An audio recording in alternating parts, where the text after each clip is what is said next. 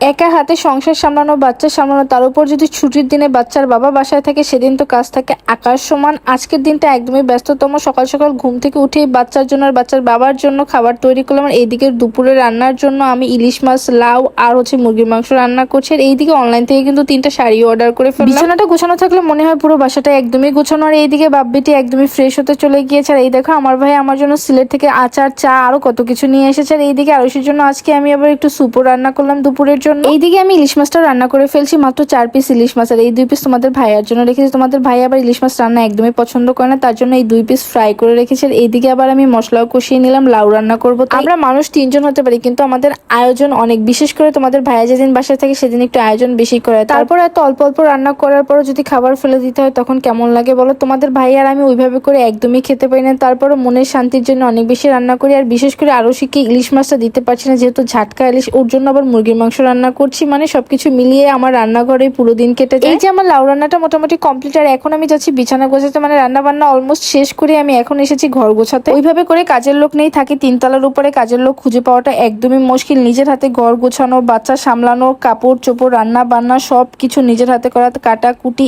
একদমই অনেক বেশি কষ্ট হয়ে যাচ্ছে। কারণ এগুলো করার অভ্যাস আমার আগে একদমই ছিল না, এখন নতুন করে করতে গিয়ে অনেক বেশি কষ্ট হয়ে যাচ্ছে। আমার বিয়ের 8 বছর প্লাস, আর এর মধ্যে আমি একটা মুরগি, একটা মাছ কখনো কেটে দেখিনি। বাস্তব হলে এটাই সত্য ভাই, আমার কখনো এটা প্রয়োজনই পড়ে নাই, কারণ আমার বাসায় লোক ছিল। আর এখন আমি ওইভাবে করে কাজের লোক পাইনি, তারপরও সপ্তাহে এসে আমাকে মাছ টাছ, মাংস টাংস কেটে ঘর টর মুছে দিয়ে যায়, তাও শান্তি। আর এইদিকে আমি ঢাকায় জামদানি ফেসবুক পেজ থেকে 3টা শাড়ি অর্ডার করি, যে শাড়িটা তোমরা অলরেডি দেখে ফেলেছো। অনেক বেশি পছন্দ করেছিল, কোন পেজ থেকে নিয়েছি জিজ্ঞাসা করেছিল, তাদের জন্য ঢাকায় জামদানি থেকে আমি এটা নিয়েছিলাম। আরও 2টা শাড়ি নিয়েছিলাম, একটা রেইনবো কালার, একটা ব্লু। ইনশাল্লাহ সুন এগুলো পরিয়ে তোমাদের কাছে ভিডিও শেয়ার করবো। এইদিকে আমার মুরগির মাংসটা একদমই কষানো শেষ, এখন আমি ঝোল দিয়ে দিচ্ছি। আর এই ঝোলের মধ্যেই মুরগির মাংসটা সিদ্ধ হয়ে যাবে। আর এইদিকে আরুষির জন্য আমি স্যুপ রান্না করেছিলাম রাতের জন্য, কিন্তু আরুষি সেই স্যুপটা দুপুরেই খেয়ে ফেলছে। বিকেল থেকে শরীরটা অনেক বেশি খারাপ যাচ্ছিল, হাত পা অনেক বেশি ব্যথা করছিল। তোমাদের মামনি হাত পা আমার টিপে দিচ্ছে। আর এইদিকে তোমাদের ভাইয়া ভাত নিয়ে এসেছে, যেন ওষুধ খেয়ে শরীরটা অনেক বেশি ভালো লাগে। এই যে শান্তি, এই শান্তি কিছুতেই কেনা যাবে না। আর এইদিকে আবার আমও কেটে নিয়ে এসেছে, যেন একটু আম খেলে আমি শক্তি পাই। যেহেতু শরীরটা আজকে অনেক বেশি খারাপ যাচ্ছিল, তাই সন্ধ্যায় তাদেরকে আর কিছু বানিয়ে দিতে পারিনি। এদিকে তার বাবা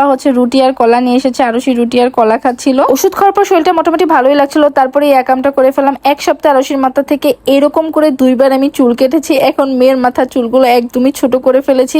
মানে আরুষির মাথার চুলগুলো অনেক বেশি পাতলা, আমি সপ্তাহে সপ্তাহে একটু কেটে দেওয়ার চেষ্টা করি। আর এবার তো একদমই ছোট হয়ে গিয়েছে। আমি আসলে একটা পাগল। রাত্র প্রায় 9টা 9:30টার উপরে বাজে, তখন তোমাদের ভাইয়াকে বলে আমার না একটু ফুচকা খেতে ইচ্ছা করে। তারপর তোমাদের ভাইয়া আমার জন্য আবার ফুচকা নিয়েও আসে। সেই রাত্রে আমরা মামে আবার রিলসও বানাই, যে ভিডিওটা তোমাদের কাছে শেয়ার করেছিলাম। আচ্ছা, আমার এই ব্লগটা তোমাদের কাছে কেমন লাগলো, আর কে কোন জেলা থেকে আমার এই ভিডিওটা দেখছো অবশ্যই কমেন্ট করতে ভুলবে না। দেখা হচ্ছে নেক্সট ভিডিওতে। সে পর্যন্ত সবাই সুস্থ থাকো, ভালো থাকো। আর অবশ্যই আমার নতুন পেজ পান্তুয়া সংসারের সাথে থেকো। আল্লাহ হাফেজ।